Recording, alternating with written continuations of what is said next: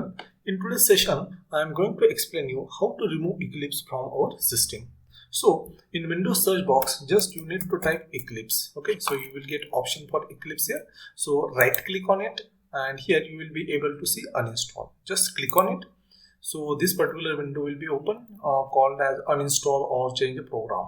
So here you will be able to see list of the program that is available in the system. But here problem is that you will not be able to see Eclipse in this particular list.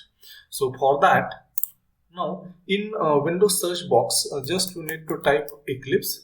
So here you will be able to see one option called as open file location. Just click on it. Then here on this shortcut, just again you have to do right click, and here again you will be able to see the option called as open file location. Click on it.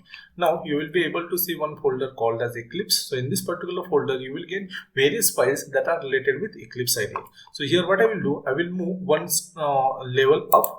Again I will move one level up. Again I will move one level up. Now you can say that PSC. So what is PSC? Actually it is username that is associated with my user account. In your case, this folder name, it may be different.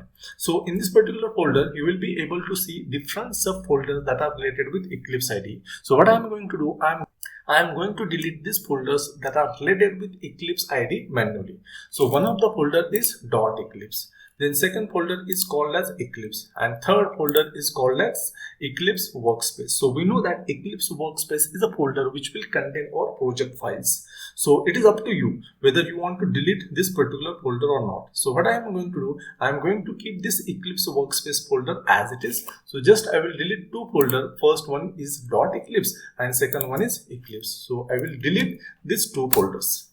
Okay, so just wait for a couple of minutes.